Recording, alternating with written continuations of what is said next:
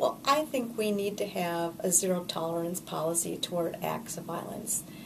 Threats or aggressive acts have no place in higher education, and certainly not here on Minnesota State campus either. I don't know that we're any better or worse than, say, other campuses in this regard. However, the fact that it occurs at all, I think, should concern all of us. As Director of Student Conduct, I see far too many examples where students get involved in arguments and fights, and it really detracts from the learning community. You see that a lot in, say, situations in the residence communities where an incident occurs and now several other people are being impacted by that person's behavior, or when it happens between a group of friends or members of an organization, it has a ripple effect, and it can be very harmful on an emotional level too when these things escalate to that point. So yeah, I think that it happens far more than it should, and it doesn't surprise me though that it does happen as frequently as it does, just given the fact that we live in a very violent world, violent society, and I think there's growing acceptance of violence as a way to solve conflict. What I see most frequently involves physical altercations. Typically it's same sex, two guys.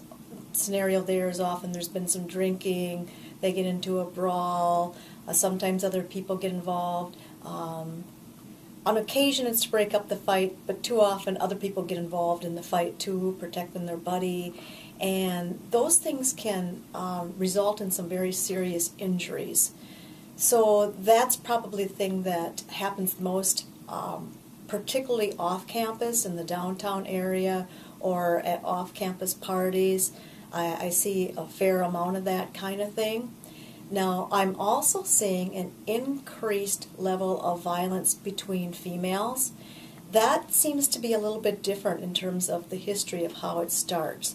Often it begins with some very unsavory, let's say, exchanges on Facebook. So there's some name-calling, insults, and then the two women see each other somewhere either on campus or off campus, and somebody starts something. It starts with some pushing, and then more name-calling, and then there's throwing blows at each other.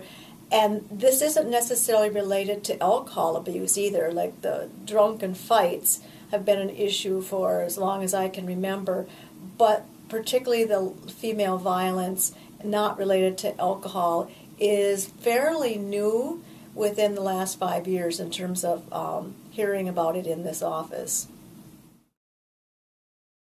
You know, we have approximately 15,600 students here, and so any kind of social problem that you might see in a small town that size, you're going to encounter that on a college campus. So yes, unfortunately, we have seen acts of domestic violence, stalking, sexual assault, and those have been life-changing and have profound impact on the students who are involved. And I can't stress enough how serious that behavior is and how the university views it as grounds for dismissal. So that's something that hopefully students would not go to that extreme in terms of relating to one another with using violence in a relationship, but it does happen, and there have been students who have been suspended or expelled from the university for acts of physical or sexual violence. And it's okay to walk away if somebody says something to you, but too often students feel they have to save face or they have to protect their friends, and then escalates this conflict to the point where it can very easily erupt into some acts of physical violence and somebody could get hurt very badly. So I think that it's a matter of just looking at how we treat one another, being respectful, being courteous, acknowledging the right to disagree, and even valuing the fact that college is all about critical thinking and having different opinions and allowing for that dialogue to occur without trying to suppress it. So I think an important message is that it's important to tell someone. If you have experienced physical, sexual, or any other form of interpersonal violence or bullying, don't keep your feelings bottled up inside. Many people have been there and they have come forward and they're much stronger, they're a survivor. They're able to really feel like they're in charge of their life again, and many go on to help others as well.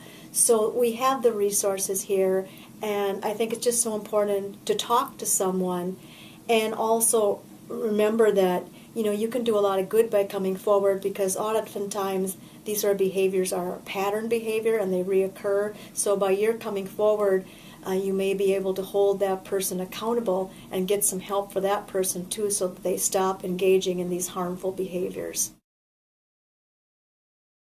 Well, I think that particularly when you're talking about sexual violence, there's still a lot of myths about sexual assault, confusion over the definition of consent, not totally understanding how alcohol plays into choices, whether it's sexual or physical violence. I also see that students today seem to have a deficit with regard to their coping skills. I'm a co-facilitator of the behavioral consultation team, and we frequently discuss situations of students who are very stressed out, and they might be in a mental health crisis, and I'm spending more and more time on those sort of situations. And what that tells me is that many of our students are coming to us and they've already experienced a great deal of trauma in their life. They may have mental illness, there might be issues of medication, and I consistently hear from students that they're really not able to manage their emotions well. They don't have a lot of coping skills. In some situations, they were very sheltered by their parents, and this is the first time they have to make choices and decisions on their own, and it's tough.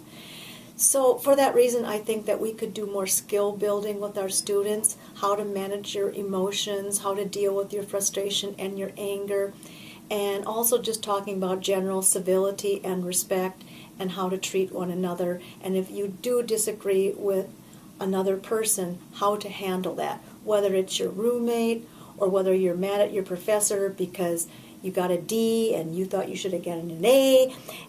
So, you know, it's those sort of day-to-day challenges that I think our students could really use a little help knowing some options and gaining some tools.